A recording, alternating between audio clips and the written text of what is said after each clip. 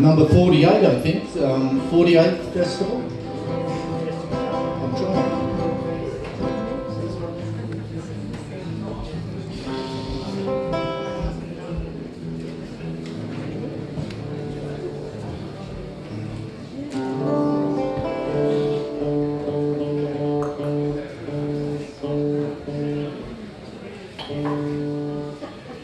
So I'll get into some songs in a sec. But yeah, number 48. Fantastic. Over the years, like, I'm not sure if it was number 20 or whatever, we just want to go through a pretty casual set here, but there's some people that aren't with us. So I just want to acknowledge really great drummer, Keith Doyle, and a fantastic man, businessman of Coombe, but an incredible musician, Mr. Greg Searle. Two guys, they're no longer with us, but I'm sure if they were here, they'd be really energising you people. Mark and Trevor are here. They're going to be doing a set later, so yeah. Now this song, interesting. You can become famous, and then you can have a family, little boy, and then everyone's got an opinion about you. Why don't you want to be famous anymore? So this is a song written by a very famous singer-songwriter, John Lennon.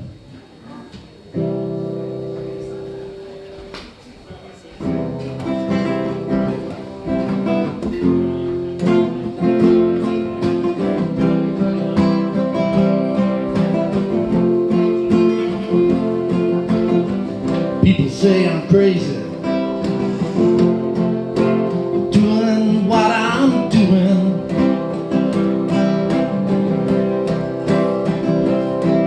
Well, they give me all kinds of warnings to save me from ruin.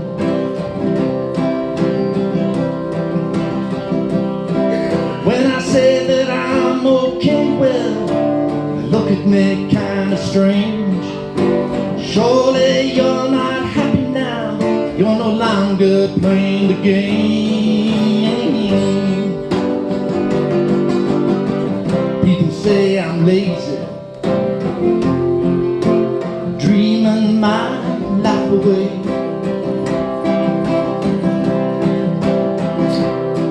Well, they give me all kinds of advice designed to enlighten me.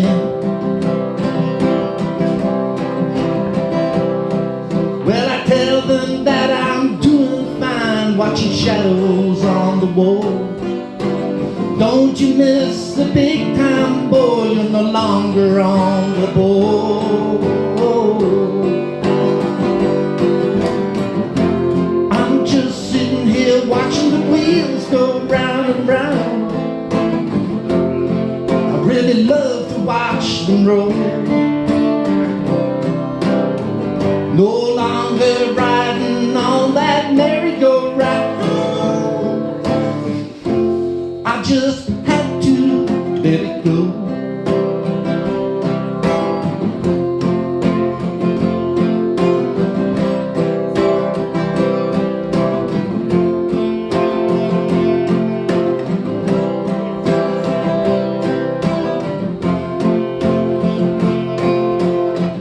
People ask me questions, lost in confusion.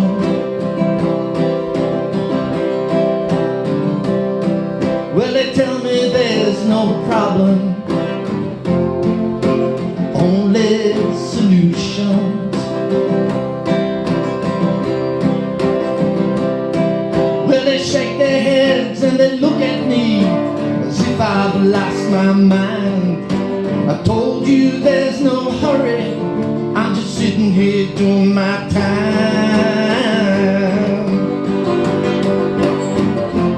I'm just sitting here watching the wheels go round and round.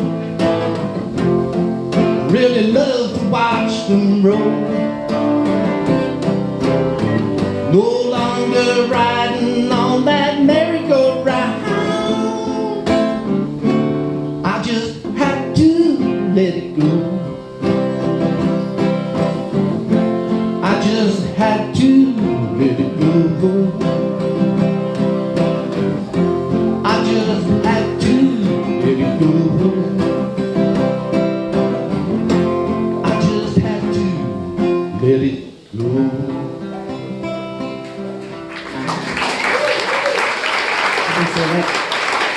Thank you. 1975, actually, he had a baby boy, Sean, and for 5 years he brought his son up, and the world didn't like that. The beginning. Here we go, Jim Croce, very famous American singer-songwriter. What's that going too early? Yeah, unfortunately the good ones go early, but anyway. This is all about the most personal thing you have. And what's that? Your parents gave it to you. Your name. Yeah, you know what the most common cause of death is? Birth.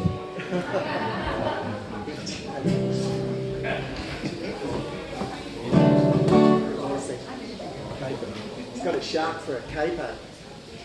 It looks deadly.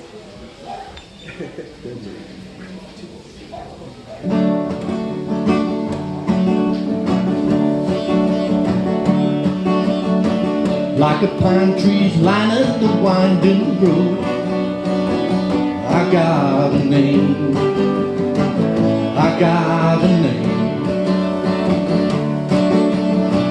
Like a singing bird and a croaking toad, I got a name, I got a name. And I carry it with me like my daddy did. But I'm living a dream that he can't give. Moving me down the highway, rolling me down the highway, moving ahead so life won't pass me by. Like a north wind whistling down the sky, I got a song, I got a song. Like a whippoorwill and the babies cry, I got a song, I got a song.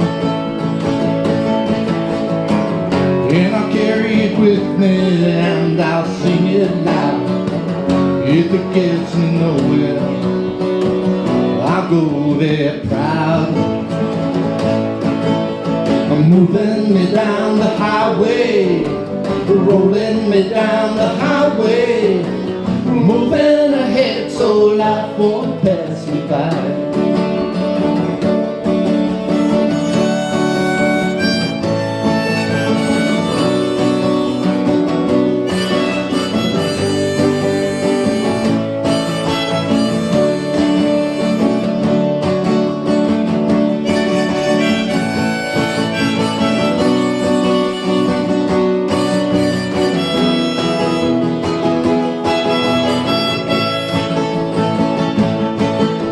Moving me down the highway, rolling me down the highway, moving ahead so life won't pass me by.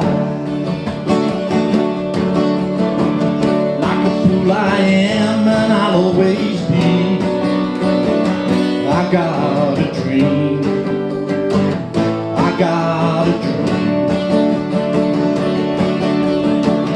They can change their minds, they can't change me. I got a dream, I got a dream. Oh, I know I can share it if you want me to. And if you're going my way, I'll go with you.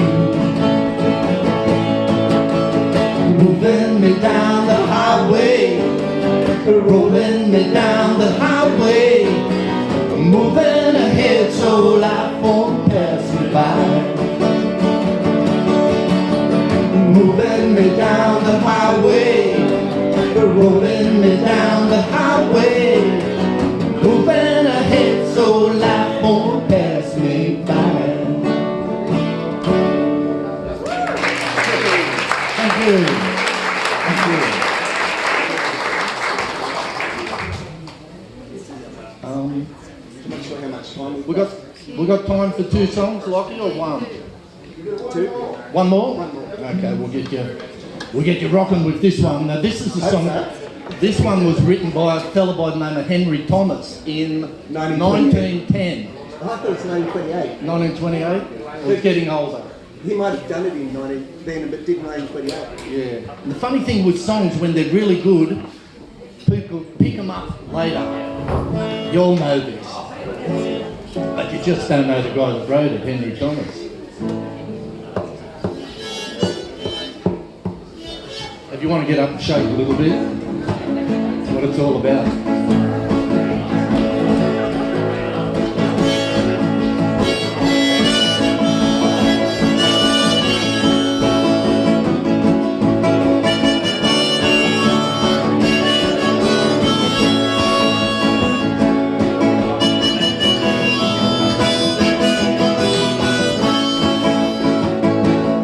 I'm going up to the country now, baby, don't you wanna go? I'm going up to the country now, baby, don't you wanna go? I'm going someplace never been before. I'm going where the water, where it tastes like wine. I'm going where the water, where it tastes like wine. I'm gonna jump into the water, get drunk all of that time.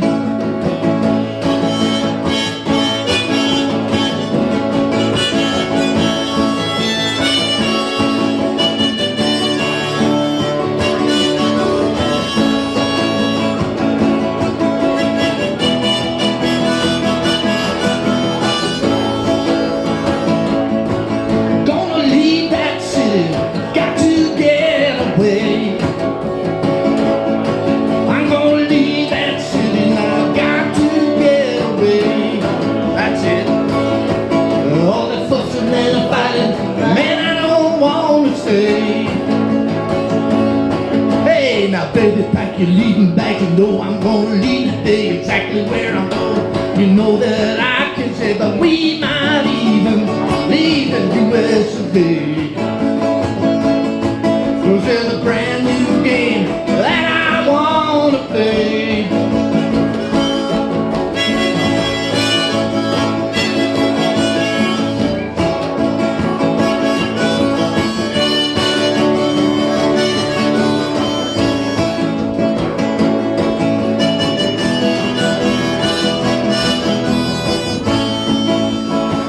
No use of you running or screaming and crying, 'cause you know you got a home, babe, so long as I got mine.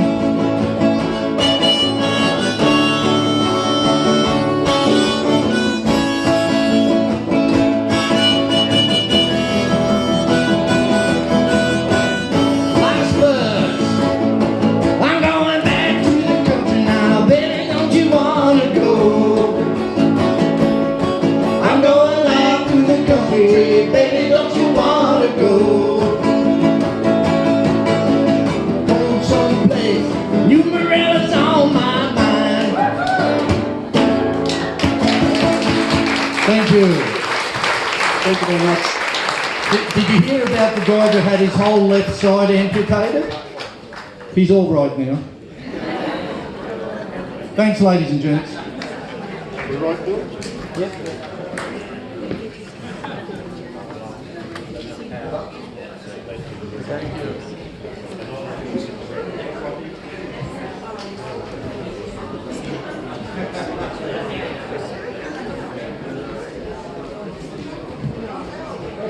Great news. Thank you. Good to have everyone here. How you going, good?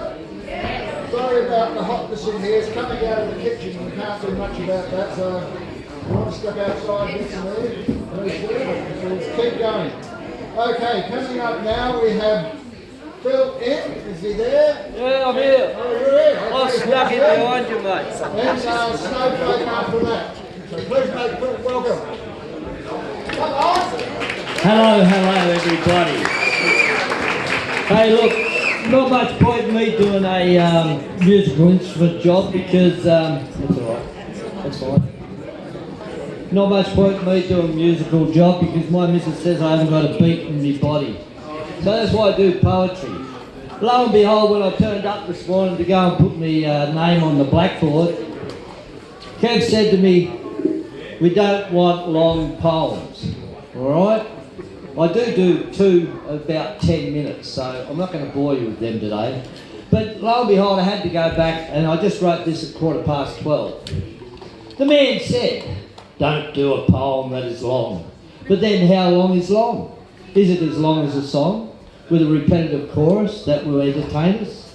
Should it be funny and short, to satisfy the grumpy court, with a laugh here and there, and a joke we came to share?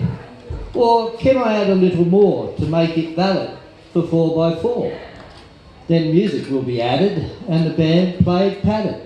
So no more will I recite as it's heading into the night. And these words just go on and on and on, then the length will be too long.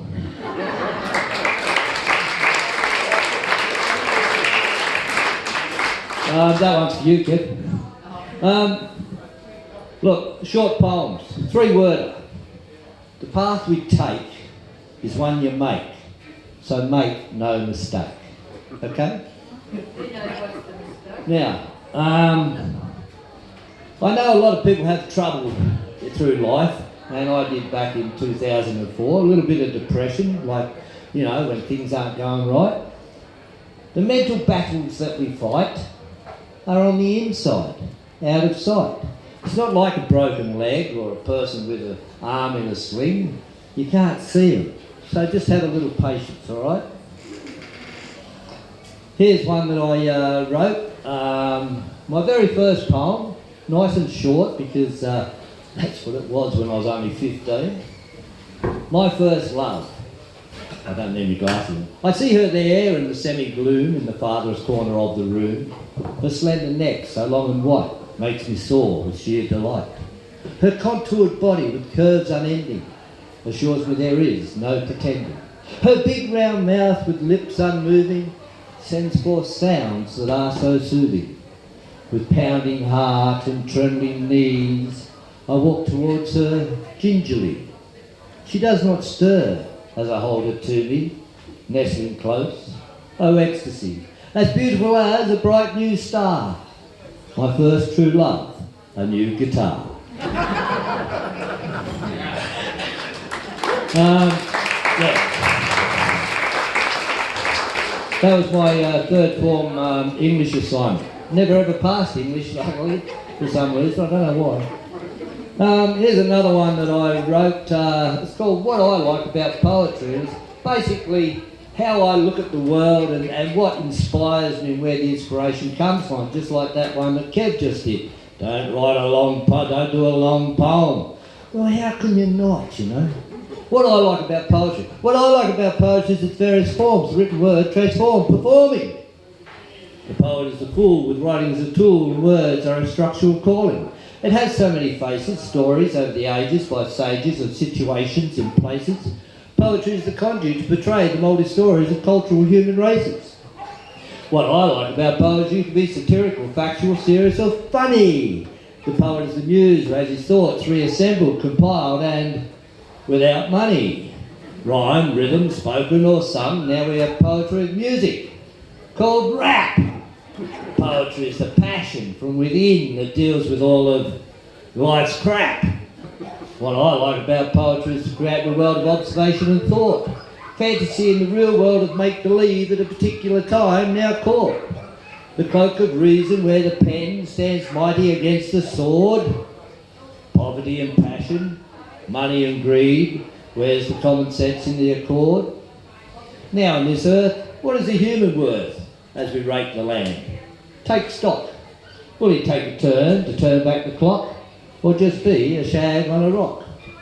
What I like about poetry is a means to an end, and who is really your friend on this supersonic highway of man's destruction, leading us on to life's end? Thank you.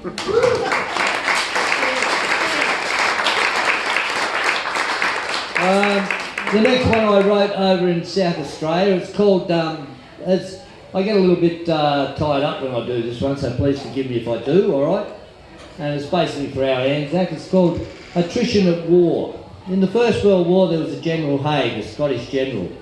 His attrition rate to go and catch a town in France, Passchendaele, was 5,000 men a day. 5,000 had to be either killed, wounded or maimed. One day they had 3,000. He said, "You're not working hard enough, fellas. Go harder." And this is what I call attrition at war. Not a word is said when we read the dead on Anzac monuments spread everywhere. Some are grand that cover this vast land. Some are windswept without any care. Just think of the cause as one should pause and thank them with a word.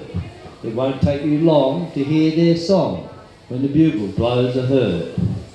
You'll find a plaque ever so stark as a reminder of those who perished. You'll find a name without known fame, whose deeds live in loved ones cherished. They left behind all family and kind to create a living tradition. They gave their souls their honorary roles in the fields where they held position. Others must know of the deeds they did so, making this ultimate petition. Too many now forget to give their respect to the souls of generals' attrition. They were lads that night, taking up the fight, making this grand Anzac tradition. So remember them and thank them as the sun sets on this, their final mission. One more. Alright, see if you can grab hold of this one, alright? It's going to be fast, so take care. This is called the thought process. The path of decision is hopefully a get-it-right mission, making the thought process is not one of biased thinking. For one only has an instance with very little assistance when the distant outcome may be detrimental to living. When one is at point X, they don't know what to expect, for they have dreams to fulfil in these times of instant need, with perception being clouded by the wants and needs shrouded in a cloak of unreasoning, making the future one to heed. There are various factors that cause these mental reactors: love, finance, dreams, situations of total hopelessness are contributing to the demise, and how one should realise there is a bright side if one reaches for wholesomeness. This is where one needs a seer to allay that path of internal fear, a visionary with the prognostication of spiritual vaticination, one who has the sight to give one that path of foresight through the small window they peer to gain illumination. Along that pathway there's too many potholes to say as one stares out to the future. One's focal point is in view, but as one treks that trail, the boundaries seem so frail, for the hyper-anticipation previously has gone askew. Those dreams one has when growing to be mums and dads, making one's lifelong decisions, reaching for the heights. One's euphoria tolerates a load when in anticipation mode, and the swelling of success and pride are full of delights.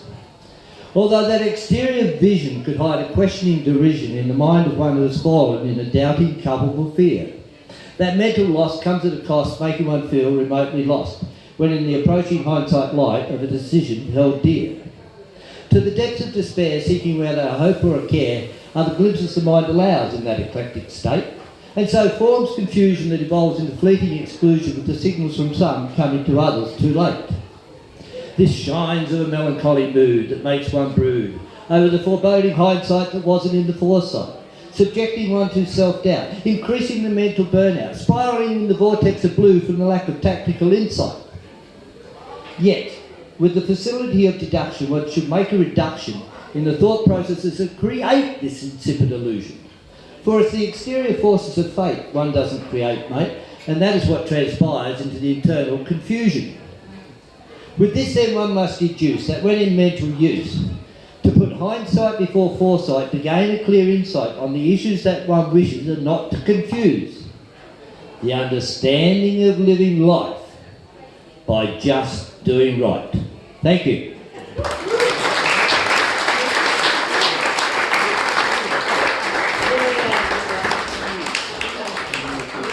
Get that? I don't think so. Always good to have poetry at a festival. It just changes the whole scene a bit more. Okay, coming up. Now this is an interesting name, but this sort of weather probably they'll be nice to have. So we welcome Snowflake.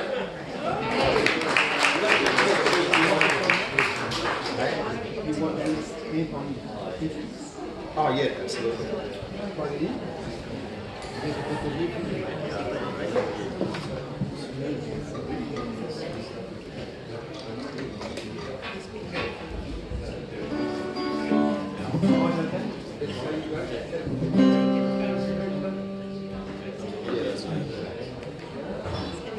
Thank you. This song is called Back to the Country. I think it's about travelling. Anyway.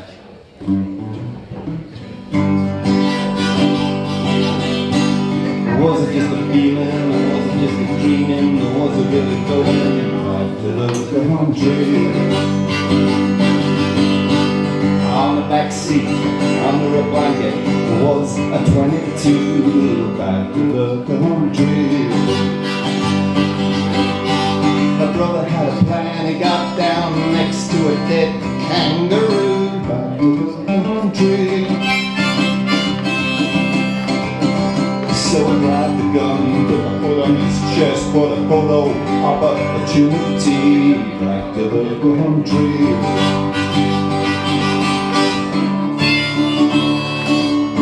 Rolling up that highway, lovers but a breeze, lovers but a breeze, lovers but a breeze, back to the country. Was it just a feeling, or was it just a dream, or was it really going back to the country? It's a 2-day journey from Quagga to Farnham, if you push it, you can do it in one, back to the country. On the way, we saw a goanna up a tree, back to the country. As we pulled in the barn, my cousin said, "Dad, there's Libby, back to the country." Rolling up that highway, lovers gonna breeze, lovers gonna breeze, lovers gonna breeze, back to the country. In days gone by, so was I my dad. Would lay down their swag and sleep beneath the stars. In days gone by,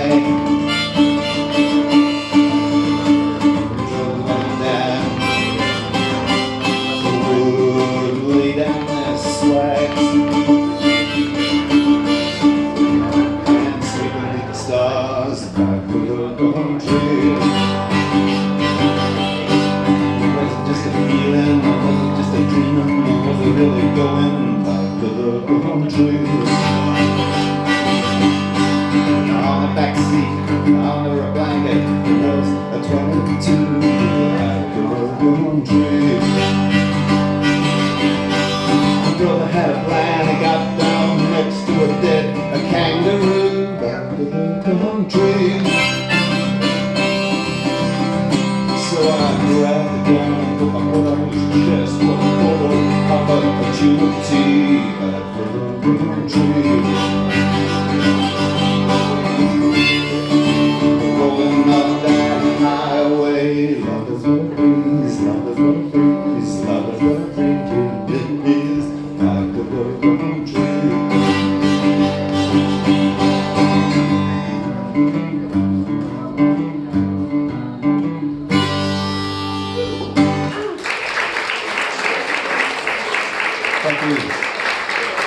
This next song is about the civil rights in the 60s. It's called the Freedom Ride.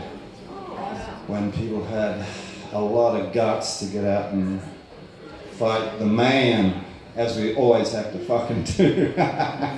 Anyway, Freedom Ride.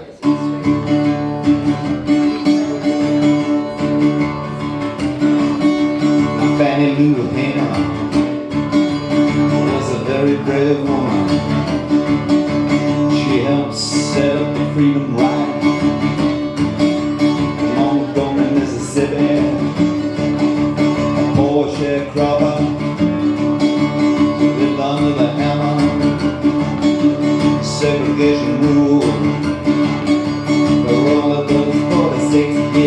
and went on the counter.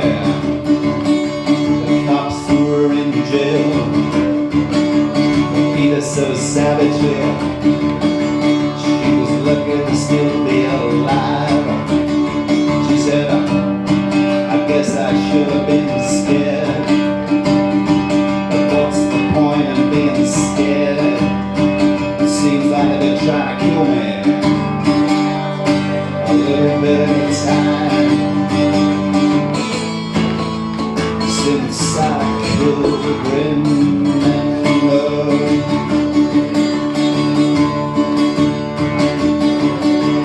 Get on the freedom ride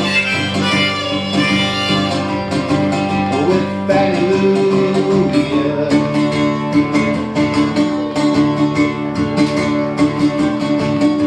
Stay on the freedom ride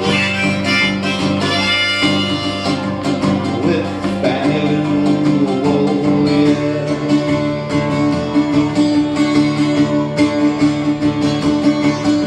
Now round about this time, Western New South Wales, Charles Perkins and the folks